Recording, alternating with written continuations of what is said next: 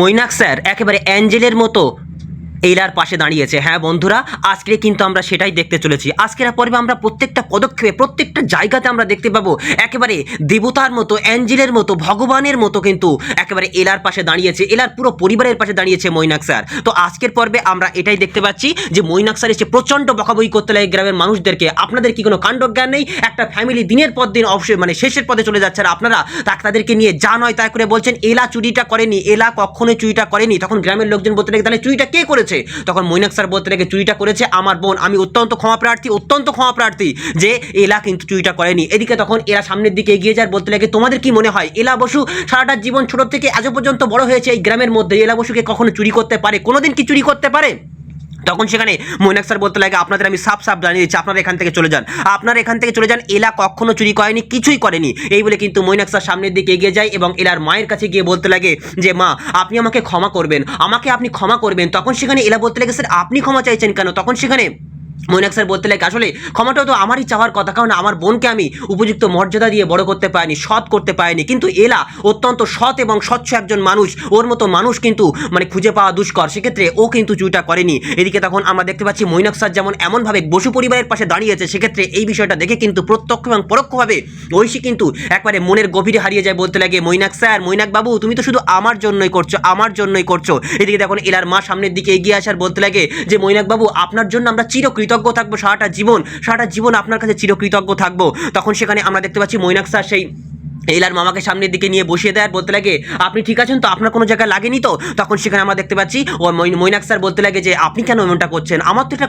কর্তব্য ছিল, এটা দায়িত্ব কর্তব্যের মধ্যে ছিল, আর বলতে পারেন এটাই আমার জীবনের সবচেয়ে বড় গিফট। তখন সেখানে ঐশী মনে মনে ভাবতে লাগে বাহ গিফট, বড় গিফট, মানে আমি মৈনাক স্যারের সবচেয়ে বড় গিফট। তখন সেখানে ওরা বলতে লাগে কি ব্যাপার, কি গিফট? তখন সেখানে মৈনাক স্যার বলতে লাগে আরে আপনারা যেসব ওই খাবারগুলো পাঠিয়েছিলেন না, ওটা খেয়েই তো আমি প্রচণ্ড একটা গিফট পেয়েছি। তখন সেখানে বাড়ির সবাই মিলে মানে এলার মাইমা সবাই মিলে বলতে লাগে চল তাহলে আজকে কিন্তু তোমাকে আমাকে বাড়ি খেয়ে যেতে হবে। তখন মৈনাক স্যার বলতে লাগে ঠিক আছে আমি খেয়ে যাবো। এর পরবর্তী মুহূর্তে আমরা দেখতে পাচ্ছি যে সেন বাড়িতে কিন্তু গুরুদেব এসছে এবং গুরুদেবের কাছে গিয়ে দুই বউ একেবারে কাকুতি মিনতি করতে লাগে গোরার বিয়েটা নিয়ে। আর কয়েকদিন পরেই কিন্তু গোরার 40 বছর বয়স হয়ে যাবে, ওর বন্ধু বান্ধব ছেলে পুলে সংসার পরিবার পরিজন নিয়ে বেঁচে আছে, আমার ছেলেটা এখনো বিয়ে করতে পারেনি। তখন সেখানে গুরুদেব বলতে লাগে আর 1 মাসের মধ্যেই মানে গোরার কিন্তু একটা বিবাহ যোগ আছে। তখন সেখানে সবাই মিলে খুশিতে আনন্দে ব্যস্ত হয়ে রয়েছে, আর এদিকে মেঘনার মুখটা একেবারে বেজার করে রেখেছে। এমন সময় সেখানে কিন্তু আমরা দেখতে পাচ্ছি গোরা চলে এসেছে, আর গোরা এসে কিন্তু গুরুদেবের সামনে এসে যা নয় তাই করে বলতে লাগে আপনি বলার কে, আমি বিয়ে করব, কাকে করব, কখন করব, 1 মাসের মধ্যে করব কি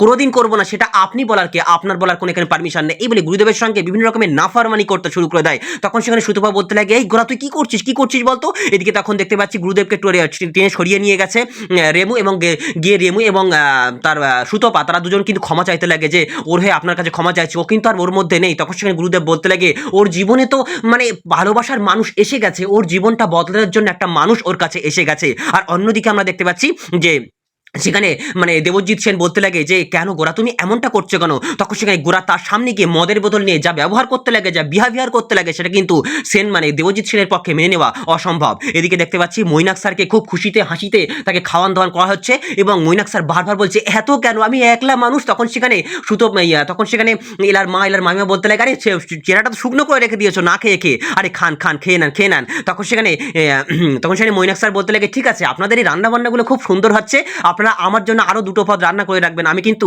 অন্য একদিন এসে খেয়ে যাবো। এই বলে কিন্তু সবাই হাসিতে খুশিতে ব্যস্ত হয়ে রয়েছে। এমন সময় সেখানে আমরা দেখতে পাচ্ছি যে বাড়িতে এলা মৈনাক স্যার বলতে লাগে যে তোমরা কেউ খাবে না? তখন সেখানে এলা বলতে লাগে মামা কই, মামা আসলে সবাই মিলে একসঙ্গে খাবো। আর অন্যদিকে আমরা দেখতে পাচ্ছি মামা পাপ্পুদার কাছে এবং আরেকটা লোকের কাছে গিয়ে বলতে লাগে আমাকে একটা যে কোনো কাজ জোগাড় করে দে, এই কাজটা পেলেই কিন্তু আমি সত্যি আমার ফ্যামিলিকে কিছু দেখতে পারবো। তোর তো অনেক কাজ করিস, কেবিলের কাজ করিস, এই পাপ্পু কেবিলের কাজ করিস তো তুই আমাকে একটা কাজ দেখে দে। তখন পাপ্পুদা কথা দিয়ে দেয় যে কাল সকাল তুমি চলে এসো, তোমাকে আমি একটা কাজ দিয়ে দেবো। তখন সেখানে একেবারে এলার মামা মানে রতন দা সে কিন্তু প্রচণ্ড রকমের খুশিতে আনন্দে উদ্ভাসিত হয় যে ফ্যামিলির প্রতি আমিও কিছু কর্তব্য দায়িত্ব পালন করতে পারবো, আমার টাকা দিয়ে আমার ফ্যামিলিকে দিতে পারবো। এমন সময় দেখতে পাচ্ছি সবাই যখন চলে গেছে তখন সেখানে রতনের সামনে একটা 2টো গুন্ডা চলে এসেছে এবং রতনকে এসে বলতে লাগে তুই আমার আমার আমার টিয়া দিদির বরের গালে চড় মেরেছিস, বহিদার গালে চড় মেরেছিস, তাই না? এই বলে যা নয় তাই করে কিন্তু মানে এ তোর তোর তোর হচ্ছে তোর ভাগ্নি হচ্ছে চোর, এলা চোর। তখন সেখানে রতন বলতে লাগে একদম চোর চোর করবি না, কিন্তু ওই লোক দুটো বলতে লাগে তুই আর বড় গলা চোরের মামার বড় গলার বল। এই বলে কিন্তু বেধারক মারতে মারতে তাকে একেবারে সেখানে সাবার করে দেয়। আর এদিকে টিয়া ফোন করে বলতে লাগে এমন মার মারবে যেন ওই উঠে দাঁড়াতে না পারে, যেন এলা মানে হাই ফাই করে, এরা যেন আফসোস করে। তখন সেখানে ওই গুন্ডাটা বলতে লাগে ঠিক আছে আমি তাই করছি।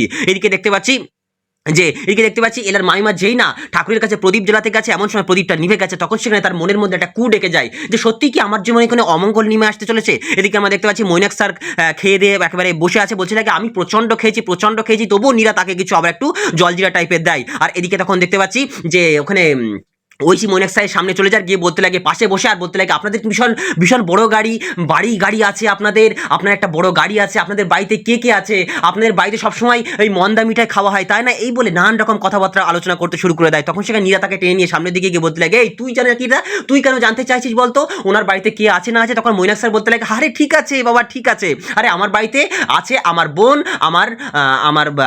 আমার মা এবং আমি থাকি, এই তিনজনে মিলে কিন্তু আমাদের সংসারটা। তো যাই হোক এইভাবে চলতে লাগে অনেকটা পর্ব, অনেকটা মুহূর্ত। তখন সেখানে আমরা দেখতে পাচ্ছি যে মৈনাক স্যার বলতে লাগে আমার কিন্তু খাওয়া দাওয়া আমার বাড়ির থেকে কিন্তু এখানে খাওয়া দাওয়া খুব ভালো লেগেছে, আমার মাছ ভাতই যথেষ্ট। তখন এলা বলতে লাগে হ্যাঁ স্যার তাই, আমারও কিন্তু মাছ ভাতটা যথেষ্ট, আমারও কিন্তু মাছ ভাতটা খুব ভালো লাগে। এদিকে তখন মৈনাক স্যার বলতে লাগে যে এলা তোমার সঙ্গে আমার কিছু পার্সোনাল কথা ছিল। তখন সেখানে এলা বলতে লাগে বলেন। এমন সময় দেখতে পাচ্ছি মামাকে সবাই ধরাধরি করে ঘরে নিয়ে এসে আর বলতে লাগে কে না কোথায় মেরে রেখে চলে গিয়েছিল। তখন সবাই কান্নার রোল পড়ে যায়, সেখানে বাড়িতে প্রচন্ড রকমের কান্নার রোল পড়ে যায়, কি হয়েছে। এদিকে তখন আমরা দেখতে পাচ্ছি যে এলা বলতে লাগে মায়ের সঙ্গে মামার অবস্থা প্রচন্ড খারাপ, এক্ষুনি হাসপাতালে নিতে হবে। তখন মৈনাক স্যার বলতে লাগে ঠিক আছে আমার কাছে গাড়ি আছে, এক্ষুনি চলো হাসপাতালে নিয়ে যায়। এই বলে তারা কিন্তু ধরাধরি করে হাসপাতালের উদ্দেশ্যে রওনা হয়ে যায়। আর এদিকে আমরা দেখতে পাচ্ছি যে এলার সেন বাড়িতে কিন্তু ওই গোরা সেন তার বাবার সামনে এসে যা নয় তাই করে বিভিন্ন রকমের মন্তব্য করতে শুরু করে দেয়। তখন সেখানে দেবজ্যোতি সেন আর থাকতে পারে না, সে প্রচন্ড জোরে একটা চর ওছায়, কিন্তু সে চরটা মারতে পারে না। তখন সেখানে আমরা দেখতে পাচ্ছি যে গোরার দাদু বলতে লাগে যে খোকা থাম, তুই থাম, কারণ ও ওর মধ্যে নেই, ওর নিজের মধ্যে নেই, ওর মনের মধ্যে অনেক রকমের কষ্ট যন্ত্রণা লুকিয়ে রয়েছে। তখন সেখানে দেবজিৎ সেন জিজ্ঞেস করতে লাগে তুমি কিসের জন্য এমনটা করছো, তোমার আমার উপরে রাগ রয়েছে বাবা, আমার উপরে রাগ রয়েছে, তাই বলে এলা বসুর উপরে কেন ও চড়াও করলো, এলা বসুকে কেন শাস্তিটা দিল? তখন সেখানে ওই গোরা বলতে লাগে এলা বসুকে শাস্তি দিয়েছি কারণ সে আমাকে চ্যালেঞ্জ করেছিল এবং তোমাকে সাপোর্ট করেছিল, তাই আমি ওর জীবনটা, ওর নামটা, ওর মুখটা একেবারে চিরতরে সেন পরিবার থেকে মুছে ফেলেছি, সবকিছু মুছে ফেলেছি, আমার জীবনটা কষ্টে যন্ত্রণায় দগ্ধ হয়ে যাচ্ছে। আর এই শাস্তি স্বরূপ তুমি তোমার ছেলেকে পেয়েছো। দেবজ্যোতি সেন তোমার শাস্তি, সারা জীবনের শাস্তি তোমার ছেলে একটা অ্যালকোহল অ্যাডিক্টেড, তোমার ছেলে একটা এই বলে কিন্তু গোরা বিভিন্ন রকমের কষ্টের কথাগুলো নিজের মনের ভেতরে জমিয়ে রাখা প্রচন্ড কষ্ট, হাহাকার করা কষ্ট বলতে সে বলতে লাগে না আমি আজকে আমার মতো করে চলবো, আমাকে কেউ আটকাতে পারবে না। এই বলে কিন্তু গোরা কি করে এই বলতে লাগে মেঘনা চলে আয়, আজকে আমরা পার্টি সেলিব্রেট করবো। এই বলে মেঘনা আর গোরা সামনের দিকে এগিয়ে মানে দুতলায় উঠে যায়। আর এদিকে তখন দেখতে পাচ্ছি যে দেবজ্যোতি সেন বলতে লাগে বাবা এটা আমার ছেলে, এটা কি সেন পরিবারের রক্ত এর শরীরে বইছে বাবা, এটা কি আমার ছেলে। তখন সেখানে ওই গোরা দাদু বলতে লাগে আসলে খোকা ওর মধ্যে একটা অভিমান জমে আছে, সেই 12 বছরের অভিমান সেইভাবেই জমে আছে, ছেলেটার বয়সটাই বেড়েছে কিন্তু ওর অভিমানটা এখনো ভাঙেনি, সেই ছেলেটা মানে 12 বছরে গিয়ে কিন্তু আটকে রয়েছে, তাই ওকে কিন্তু যোগ্য মর্যাদা দিতে হবে। ওর জীবনে আসবে কি একজন আসবে যে ওর জীবনটাকে একবারে পুরোপুরি পাল্টে দেবে। এমন সময় আমরা দেখতে পাচ্ছি যে এই কথোপকথনের মাঝখানে কিন্তু মৈনাক ফোন করেছে দাদুর কাছে। দাদু বলতে লাগে কি হয়েছে মৈনাক, তুমি এলাকে বাড়িতে পৌঁছে দিয়েছো তো? তখন সেখানে মৈনাক বলতে লাগে দাদু ওকে তো আমি বাড়িতে পৌঁছে দিয়েছি, কিন্তু এলার মামার অবস্থা প্রচন্ড খারাপ, ক্রিটিক্যাল অবস্থায়, তাই আমি হাসপাতালে রয়েছি। আর তখন সেখানে দাদু অবাক হয়ে যাচ্ছে, কি ব্যাপার, কি হলো। এইভাবে চলতে লাগে কিছুটা মুহূর্ত। তার পরবর্তী মুহূর্তে আমরা দেখতে পাচ্ছি যে হাসপাতালের মধ্যে কিন্তু সবাই কান্নার রোলের মধ্যে ভেঙে পড়েছে।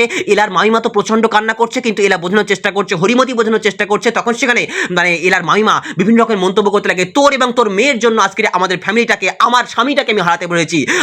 আমি যেদিন থেকে এই ফ্যামিলিতে এসেছি সেদিন থেকে আমি ননদের দুটো মেয়ের দায়িত্ব নিতে আমি একেবারে শেষ হয়ে যাচ্ছি। হরিমতি তোর জন্য, তোর মেয়েদের জন্য আমাদের জীবনটা শেষ হয়ে গেছে। আর ওর মামা চারিদিক থেকে ধার না করে তোর মেয়ে দুটোকে মানুষ করার জন্য একেবারে উঠে পড়ে লেগেছে। আজকে আমার স্বামীটার অবস্থা দেখ খারাপ হয়ে গেছে, আমার স্বামীটা কি অবস্থায় চলে গেছে, তোদের জন্য সবকিছু হয়েছে। এই বলে কিন্তু বিভিন্ন রকমের দোষারোপ করতে শুরু করে দেয়। তখন সেখানে মানে এলার মা বারবার বোঝানোর চেষ্টা করতে লাগে, কিন্তু সে কোনো মতেই বুঝতেই চাইছে না। এদিকে তখন দেখতে পাচ্ছি এত চেঁচামেচির মধ্যে মৈনাক স্যার চলে আসে, বলতে লাগে চুপ করুন, একে অপরকে দোষ দেওয়া বন্ধ করুন। তখন সেখানে আমরা দেখতে পাচ্ছি যে এলা বলতে লাগে স্যার এই সবগুলো করেছে, এই সবগুলো ঘটেছে আমার মনে হয় সেন পরিবারের জন্য। ওই মিস্টার সেন, টেরা সেন, সে আজকে আমাদের জীবনটা কিভাবে নরকে পরিণত করে দিয়েছে। এমন সময় সেখানে ডাক্তার চলে আসে।